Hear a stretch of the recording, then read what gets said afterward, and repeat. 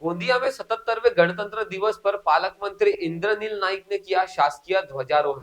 नमस्कार, मैं अनुराग नंद किशोर शिंदे, आप देख रहे हैं महान्यूज 7। गोंदिया जिले में 77वें गणतंत्र दिवस के अवसर पर भव्य शासकीय समारोह का आयोजन किया गया।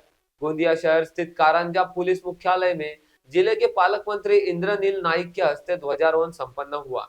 इस मौके पर पालक मंत्री इंद्रनील नाइक ने उपस्थित अधिकारियों और कर्मचारियों और नागरिकों को संबोधित करते हुए जिले में संचालित विभिन्न शासकीय योजनाओं की जानकारी दी और उनके प्रभावी क्रियान्वयन पर जोर दिया। समारोह के दौरान सामाजिक क्षेत्र में उल्लेखनीय कार्य करने वाले नागरिकों, पुलिस विभाग में उत्कृष्ट सेवा देने वाले अधिकारी और कर्मचारियों तथा नक्सल विरोधी अभियान में साहसिक भूमिका निभाने वाले पुलिस अधिकारियों और कर्मचारियों का पालक मंत्री के हाथों सम्मान किया गया। ध्वजारोहण के पश्चात पुलिस विभाग की ओर से पालक मंत्री को मानवंदना दी गई। इसके बाद पालक मंत्री इंद्रनील नाइक ने पुलिस परेड का निरीक्षण किया और सभी को 77वें गणतंत्र दिवस की हार्दिक शुभकामनाएं दी। विकसित भारताचे उद्दिष्ट सन्माननीय प्रधानमंत्री माननीय नरेंद्र मोदी यांनी ठरवलेले आहे। महाराष्ट्र सरकार हे उद्दिष्ट पूर्ण करण्यासाठी माननीय मुख्यमंत्री देवेंद्रजी फडणवीस साहेब, उपमुख्यमंत्री सन्माननीय एकनाथजी शिंदे साहेब, उपमुख्यमंत्री सन्माननीय अजितदादा पवार यांच्या नेतृत्वात प्रयत्नशील आहेत। पंतप्रधान यांच्या संकल्पना पूर्ण करण्यासाठी महाराष्ट्र योगदान देत आहे। त्यात गोंदिया जिल्ह्याचाही खारीचा वाटा राहील अशी गोंदिया जिल्हावासी यांच्या वतीने मी ग्वाही देतो। नवीन वर्षाचा हा पहिला महिना आहे। माझ्या जिल्ह्यातील नागरिकांना नवीन वर्षाच्या हार्दिक शुभेच्छा।